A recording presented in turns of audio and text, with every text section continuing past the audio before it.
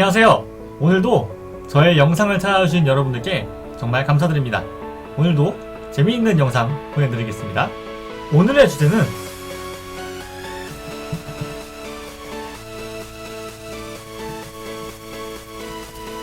바로 이 아르센 류팽 시리즈입니다. 아르센 류팽 시리즈 중 첫 번째 작품인 궤도신사 아르센 류팽에서 새 작품을 발표했는데요. 바로 아르센 류팽의 시작 시리즈인 아르센 류팽 체포되다, 감옥에 갇힌 아르센 류팽, 아르센 류팽 탈출하다, 즉 체포, 추옥, 탈옥 세 시리즈입니다. 자, 그러면 본격적인 소개 영상 시작하겠습니다. 호화 크루즈 여객선인 프로방스호는 프랑스를 떠나 대서양을 가로질러서 미국으로 가고 있었습니다. 그 배는 여행을 떠나는 여행객들로 평화로운 분위기를 물씬 내고 있었는데요. 하지만 이 평화를 깨버릴 만한 정보가 하나 배로 들어옵니다. 여느 호화 크루즈 여객선이 그렇듯이 이 배에는 값비싼 보물을 갖고 있는 상류층 귀족들이 많이 타고 있었습니다. 그리고 그런 배는 도둑들이 탐내기 마련이죠. 바로 전설의 도둑 아르센 류팽이 이 배에 타고 있다는 것이었습니다. 나름 값비싼 물건들을 갖고 있던 사람들은 모두 패닉에 빠집니다. 그러던 중 드디어 우려하던 일이 발생하게 됩니다. 바로 승객 중 한 명인 제릴랑 부인이 자신이 갖고 있던 보석들을 몽땅 털린 것이었습니다. 사람들은 점점 더 패닉에 빠지게 되었습니다. 이때 사람들 중 용감한 주장을 하는 사람이 한 명 등장하는데요. 그는 로젠이라는 사람이었습니다. 로젠은 자신이 1만 프랑을 걸 테니 다 같이 한번 아르센 류팽을 잡아보자고 제안합니다. 하지만 아르센 류팽은 이를 비웃기라도 하듯이 그가 걸었던 1만 프랑은 물론이고 그의 전재산 2만 프랑을 몽땅 털어버립니다. 이쯤 되자 사람들은 아무도 나서려 하지 않았고 그저 이 배가 잘 도착할 때까지 자신에게 아무 일 없기를 바랄 뿐이었습니다. 그런데 아르센 류팽에게도 뜻하지 않은 변수가 하나 생기게 되었습니다. 바로 자신의 숙적인 가니마르 형사가 도착지인 미국의 항구에 미리 도착해 있었던 건데요. 뜻하지 않은 변수에 당황한 것일까요? 아르센 류팽은 너무나도 허무하게 잡히고 맙니다. 붙잡힌 아르센 류팽은 프랑스의 쌍테 감옥에 갇히게 되는데요. 이렇게 한 시대를 풍미했던 전설적인 도둑의 시대가 저무는 듯하였으나 뜻하지 않은 일이 하나 발생하게 됩니다. 말라키 성곽의 대저택에 살고 있는 카오릉 남작은 엄청난 대부호였습니다.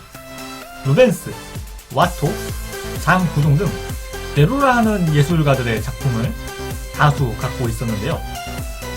어느 날 그에게 굉장히 놀랄만한 편지가 하나 따라듭니다. 바로 쌍테 감옥에 있는 아르센 류팽에게서 온 편지였습니다. 아르센 류팽은 그 편지에서 8일 이내에 자신이 원하는 물건들을 바티뉴역으로 보내지 않는다면 9월 27일부터 28일 사이에 자신이 직접 나서서 그 물건들을 몽땅 털어버리겠다고 하였습니다. 카오릉 남작은 편지를 받고 엄청난 불안을 느끼게 됩니다.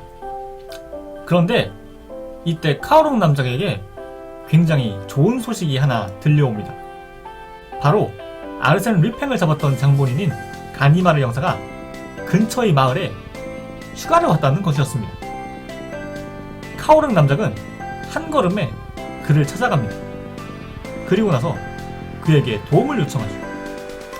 하지만 가니마르 형사는 어떻게 쌍테 감옥에 있는 아르센 류팽이 그런 편지를 보내냐면서 이것은 누가 아르센 류팽을 사칭해 남작을 놀리고 있는 것에 불과하다고 합니다. 하지만 그럼에도 불안을 느낀 카오릉 남작은 그에게 보여주면서까지 가니마르 형사를 정해진 날에 1박 2일간 고용하게 되죠. 가니마르 형사는 자신의 부하 2명과 함께 카오르는 남작의 대저택에 와서 아르센 류팽과 대결을 펼치게 되는데요. 과연 둘 중 승자는 누가 될까요? 그리고 정말로 그 편지를 보낸 사람은 아르센 루이팽이 맞을까요? 말라키 성곽에서의 한바탕 대소동 이후 가니마르 형사는 쌍테 감옥의 아르센 루이팽을 찾아갑니다. 그런데 거기서 아르센 루이팽은 더욱더 놀랄만한 이야기를 하는데요. 바로 이 쌍테 감옥을 탈출하겠다고 선언합니다. 더 이상은 사법당국도 농락당할 수 없다고 판단한 것인지 아르센 루이팽에 대한 감시는 더욱더 거세집니다. 잦은 불식 업무는 물론이고 그가 먹는 음식 하나, 그가 사용하는 펜 하나까지 샅샅이 검사하는데요. 심지어 그가 사용하고 있는 감방을 통째로 옮겨버리기까지 합니다. 이런 극심한 감시 속에 어느덧 아르센 루이팽의 심리날이 다가옵니다. 그때까지도 아르센 루이팽은 감옥을 탈출하지 못하였죠. 사법당국은 마지막까지 방심하지 않겠다는 각오로 법정의 보안에 만전을 기합니다. 아르센 루이팽의 숙적인 가니마르 형사 역시 심리에 증인으로 참석하기 위해 법정에 와 있는 상태였죠. 한편 법정에는 아르센 루이팽의 심리를 보기 위해 많은 일반 시민들이 와 있는 상태였습니다. 그들은 아르센 루이팽은 이렇게 신문을 당할 사람이 아니야.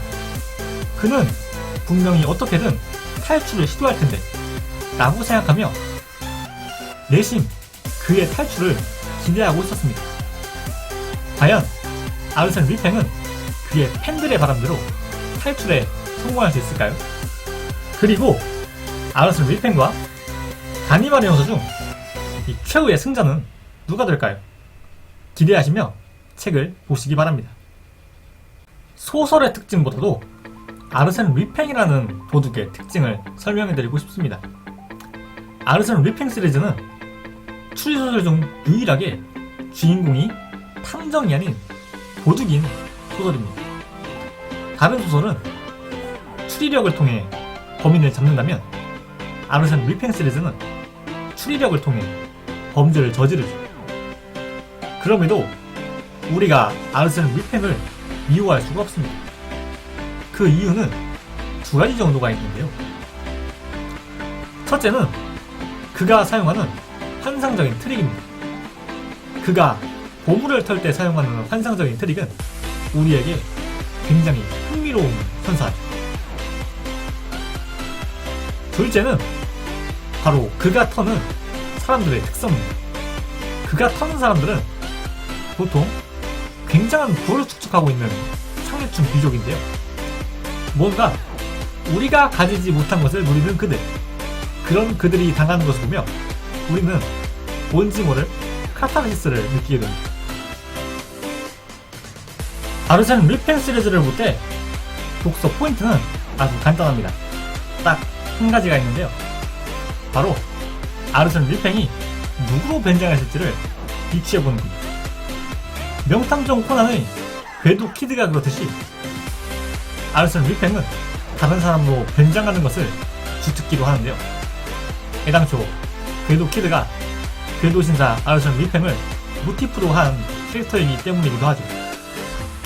어쨌든 그렇기 때문에 아르센 루이팽이 과연 누구로 변장했을지, 지금 등장하는 인물 중 누가 아르센 루이팽일지를 한번 유추해보면서 책을 보시는 것이 굉장히 재미있는 독서 포인트라고 볼 수 있습니다.